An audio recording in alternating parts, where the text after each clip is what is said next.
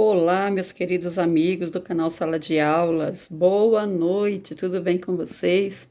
Hoje estamos aqui lançando mais um programa do nosso canal Sala de Aulas. Todos os sábados, a partir deste, farei o podcast SDA. O podcast, ele é uma live mais rápido, né? Um vídeo gravado mais rápido, por ser noite de sábado, né? Para a gente não precisar ficar aqui horas e horas, né? Eu sei que cada um tem suas famílias, tem suas coisas para fazer e a gente não está aqui perdendo tempo, né? Nem estamos aqui brincando. Então a gente vai, a partir desse sábado, fazer como o nosso presidente Lula sempre fala, né? Para que a gente seja feliz, para que a gente faça as coisas na tranquilidade, para que a gente possa ter tempo para dar amor aos nossos familiares, aqueles que conosco dividem a estrada da vida. Então, pretendo fazer aqui um vídeo de 15, 20 minutos, meia hora no máximo, tá? Falando sobre as notícias da semana e do dia do nosso Brasil. E sobre outros assuntos que possa aparecer aí no decorrer do nosso vídeo. Olha só, é impossível deixar, ou pelo menos não começar a falar hoje da nossa live com relação à situação das crianças e Yanomamis. Gente, o que é aquilo? Aquilo é o reflexo ou o resultado do que foi as políticas, ou ausências, né, melhor dizendo, das políticas públicas do desgoverno de Jair Messias Bolsonaro. Não tem ser humano, a não ser o Bolsonaro e sua quadrilha, que não se sensibilize com o que a gente viu hoje naquelas imagens terríveis das crianças quase sabe, em situação assim, de pele e osso, uma coisa muito triste. E a gente tem a visita do nosso querido presidente Lula, que ficou sabendo dessa situação ontem, imediatamente organizou uma equipe para visitar aquelas comunidades hoje mesmo, tá? Levando promessa de apoio e, mais do que promessa, levando equipe de saúde, primeiramente, e alimentação para cuidar daquelas crianças, daqueles velhos, né, daquelas pessoas. Junto com o presidente Lula estava também a ministra dos indígenas, a ministra dos povos indígenas, né, Sônia Guajajara, que acompanhou Lula nesta visita, junto com a outra ministra da Saúde, a ministra Nise. Crianças em pele e osso, foi o que disse Sônia Guajajara sobre os indígenas de Roraima. Foram mais, pessoal, de 500 crianças que perderam suas vidas porque não tinham o que comer, por desnutrição, por falta de atendimento médico, vacinação e tudo o resto ao longo desses 4 anos de desgoverno do Bolsonaro. E ele escondeu, né, até quando não pôde, né, escondeu, né, principalmente na época das eleições. Ficou imaginando, será que teria algum impacto, né, se nós ficássemos descoberto essa crueldade do Bolsonaro lá na época das eleições? Então, esse povo escondeu, né? Escondeu muito bem. A ministra dos povos indígenas, Sônia Guajajara, afirmou no início dessa tarde que crianças da comunidade Yanomami foram encontradas em situação de pele e osso pelos agentes do Ministério da Saúde em Roraima.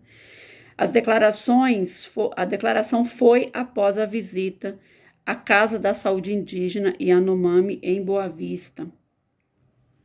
Ela disse: encontramos adultos com peso de crianças e crianças em pele e osso. Guajajara esteve junto com o presidente Lula em sua visita para acompanhar os trabalhos na terra indígena Yanomami após o Ministério da Saúde declarar emergência de saúde pública na noite dessa sexta-feira. A comitiva da presidência fez uma coletiva de imprensa sobre o que foi encontrado na visita em Boa Vista, né, a Casal em Boa Vista, onde são atendidos indígenas e Yanomami removido das comunidades. Na noite de sexta-feira, Sônia Guajajara tinha tuitado que iria acompanhar Lula nessa ação interministerial. A pedido de Lula, né, ela se pôs, né, prontamente para fazer essa visita. É uma coisa realmente que choca muito, né? Não tem como não se sensibilizar. Outra notícia, né, que foi muito, digamos, explorada na tarde de hoje, foi a demissão do comandante do Exército e a nomeação do general Thomas Miguel Ribeiro Paiva, né? Lula demitiu o outro comandante que lá estava, o Júlio César, que tinha sido nomeado, né, no governo de transição, ainda no governo do Bolsonaro, no final do ano, para tentar apaziguar ali a situação com as Forças Armadas, né, para garantir a posse e todo o resto. Só que Lula, diante da postura do Júlio César, principalmente da postura dele frente aos movimentos de 8 de janeiro, vinha pouco a pouco demonstrando ali que faltava uma confiança, né, da parte do presidente da República para o seu comandante do Exército. Então, hoje, Lula resolveu tirar, né, demitir o comandante Júlio César e colocar no seu lugar o comandante Paiva, né, o general Thomas Paiva, que fez um discurso muito legalista nessa semana, né, falando com os seus subordinados para respeitar as urnas eletrônicas, a democracia, a vontade do povo, né, dizendo que o papel do Exército era o papel de apoiar, né, a nação brasileira, de estar junto à nação brasileira, e assim que tem que ser, né, realmente. A gente sabe muito bem, venho falando aqui já há muito tempo, que o Exército brasileiro, ele tem inegavelmente um lugar de destaque na nossa história, né? Nós não podemos negar isso. Desde o nosso desde o Império, né? Desde o Império, teve a participação lá naquela fatídica Guerra do Paraguai, né? Depois teve também a regência, né, do imperador, né? Depois, não, antes até, né, da Guerra do Paraguai, teve a regência do imperador, né? Teve o golpe da República depois do imperador, né? E todo o resto. A gente sabe que o Exército, né, que as Forças Armadas no Brasil, ela é uma coisa que faz parte da nossa história e não vai sair dela, né? O que tem que deixar bem claro para as forças brasileiras é o seu papel dentro dessa conjuntura, né? Qual é o papel do Exército, qual é o papel das Forças Armadas, né? O papel das Forças Armadas é o daquele de ajudar o Brasil, de defender o nosso território de possíveis invasões externas, né? De qualquer perigo, né? Ajudar no combate sanitário, né? Como eles fazem, não só aqui dentro do Brasil, como eles faziam, né? Até antes do desgoverno do Bolsonaro, como eles faziam, inclusive fora do próprio Brasil, né? Eram mandadas expedições para fora do Brasil, para que os soldados ajudassem nas questões desses países que enfrentam calamidades, né, sanitárias, calamidades de guerra e tudo mais. Então, assim, é esse o lugar das Forças Armadas no Brasil, não é na política, né? E o general Paiva, Thomas Paiva, ele colocou no seu discurso essa semana muito bem essas palavras, né? Da onde que seria o local do exército, né? Que eles iriam ter que se subordinar, né? Aceitar os resultados das urnas, foi as palavras, né? Aceitar a democracia, que tem que se respeitar o comandante das Forças Armadas, mesmo que você não votou nele, né? Porque ali, enquanto soldado, você não é um civil. Não interessa em quem cada soldado brasileiro, ou cada general, ou cada comandante votou, né? Se no Lula ou no Coiso. O importante é que hoje o chefe das Forças Armadas é o presidente eleito democraticamente. E o presidente eleito democraticamente foi Luiz Inácio Lula da Silva. Então não há o que se discutir. Então, o presidente Lula demitiu neste sábado o general Júlio César de Arruda do cargo de comandante do Exército. Substituto será o atual comandante militar do Sudeste, general Thomas Miguel Ribeiro Paiva. Ele comandava a região desde 2021.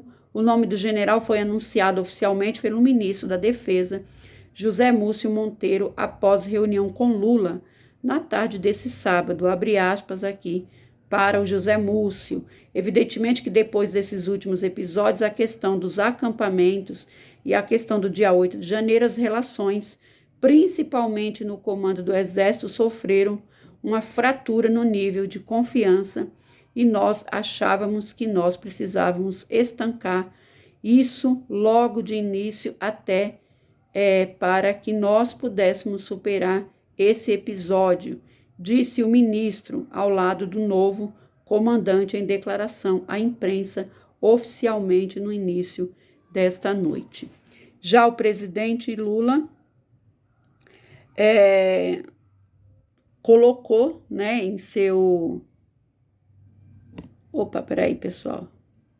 Já o presidente Lula, ele fez aí uma, como é que eu posso dizer?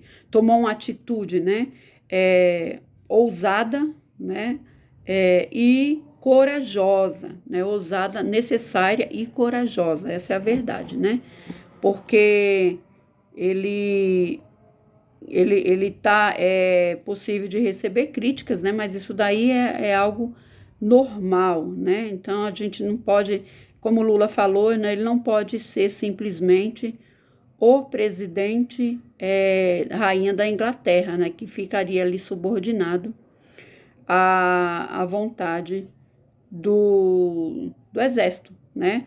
Então, assim, Lula fez muito bem, essa atitude dele foi ousada, foi certeira, né? E ele tem que se cercar daquelas pessoas que ele confia, né? Porque não adianta você estar ao lado, governando, ainda mais numa situação, numa conjuntura desta como é o Brasil, né? Um país tão grande, um país múltiplo, né? Diverso, de dimensões assim enormes, ficar ali ao lado de pessoas ao qual você não confia, né? Então Lula fez muito certo, né? Ele falava de fratura de confiança, foi o que fez Lula mudar o comando do Exército. Aqui ele exonerou nesse sábado, então, o comandante do Exército, indicou para o novo cargo o Thomas Paiva, e o que ele falou foi que fratura no nível de confiança, né? Isso é uma coisa que não se pode existir dentro de um governo, né? E aqui, vamos seguindo.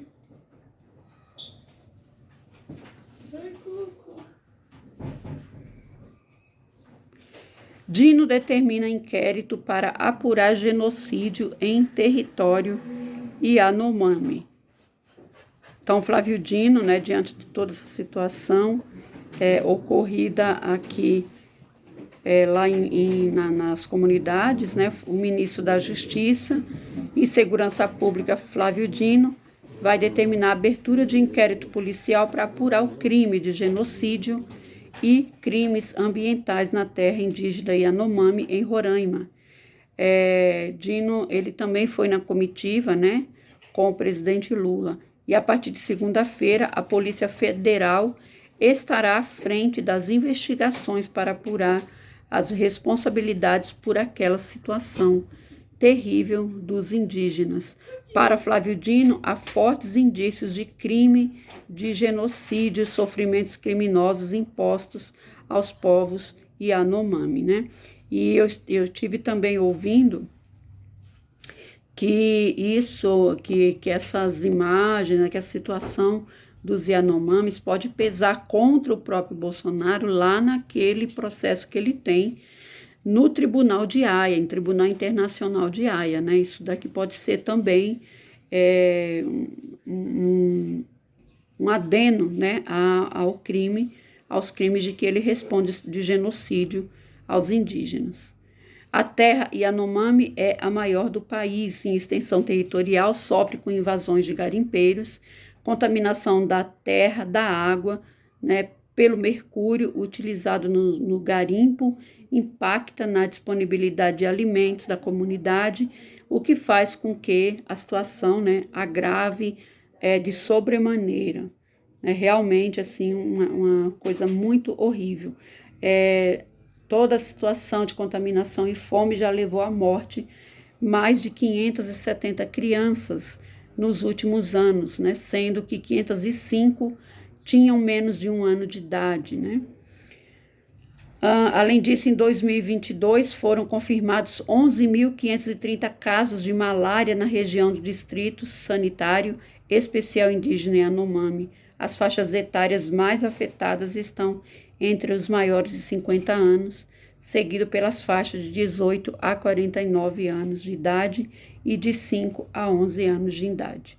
Lula se comprometeu a combater as ilegalidades nas terras indígenas, criticou o governo anterior pela desatenção aos povos dessa região. A ministra também do Sônia Guajajara falou da situação, né?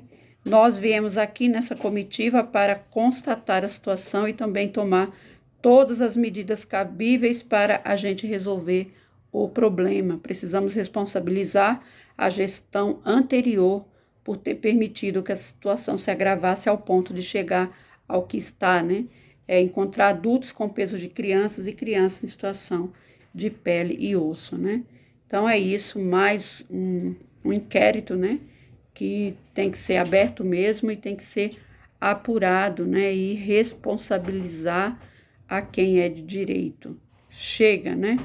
De impunidade para esses assassinos dos povos originários que são os verdadeiros donos dessa terra, né?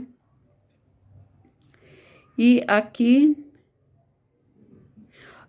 veja só, né? O Mourão, que agora está, né, se achando, ninguém não interessa a opinião dele, mas ele criticou Lula por demitir o comandante do Exército. Não vou nem dar trela para essa fala dele, porque realmente me dá ânsia, né?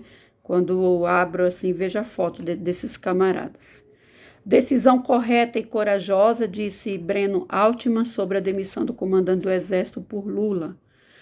E Lula reafirma sua autoridade como comandante em chefe das Forças Armadas, é o que diz Helena Chagas aqui do do Globo News, né? Vamos lá, seguindo aqui.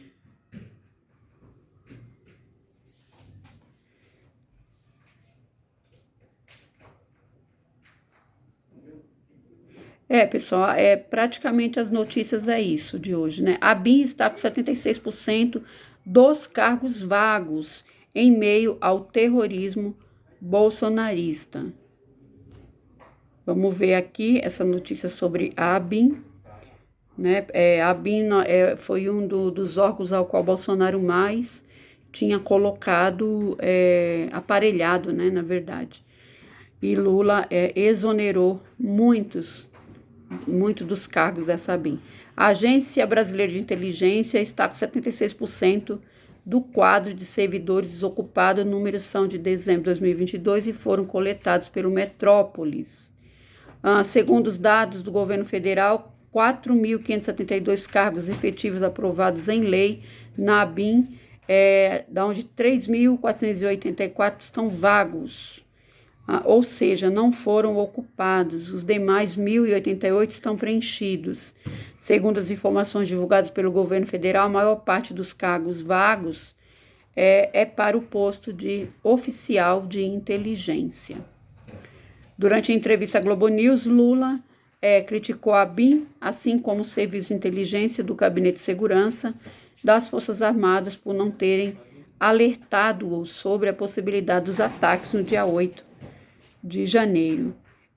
Lula realmente, né, falou que as inteligências que ele tinha ali disponível, né, na visão dele, e é correto, né, na visão dele realmente tinha falhado, né, porque não, além de não informar para ele, né, do possível ataque que o Brasília poderia sofrer, dava a entender de que cada um ali estava batendo cabeça, né?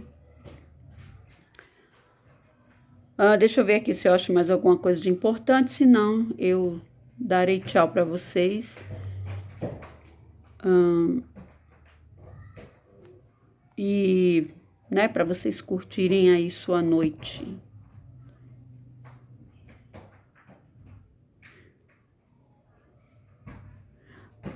E aqui, Márcio França, sobre privatizar a autoridade portuária, ele diz que não há qualquer hipótese. Segundo o ministro dos Portos e Aeroportos, até o governador de São Paulo, Tarcísio de Freitas, compreende que a privatização da autoridade portuária está descartada. Com relação à privatização da autoridade portuária, não há mais essa hipótese, porque em tese vencedora das eleições é contrária a essa lógica, né? Márcio França está aqui falando sobre a questão das privatizações. Todos sabem, né, que o governo federal é contra, né, a questão de privatização. França pontuou também que o novo governo ainda não conseguiu nomear os responsáveis para autoridades portuárias. Como nós não fizemos ainda alteração nas autoridades portuárias, os diretores que lá estão são os mesmos que estavam a partir dessa semana. Com as alterações, semana que vem estarão convocados todos os conselheiros portuários para alterar as autoridades portuárias. Aí começaremos do nosso jeito. França indicou o nível de deficiência existente nos portos brasileiros. Nem todos os portos estão com as suas dragagens adequadas. Então, alguns navios não estão conseguindo chegar na plenitude, inclusive os navios de passageiro. Então, assim, com certeza não vão precisar de uma grande verba, de uma grande reforma, né, os portos do Brasil e os aeroportos também.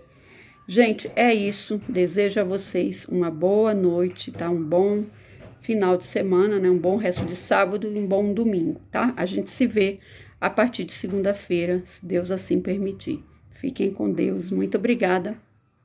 Beijos e tchau. Não esquece de curtir, de compartilhar e de se inscrever aqui no canal, tá bom? Podendo ajudar, o Pix é 252-791-618. Obrigada e tchau.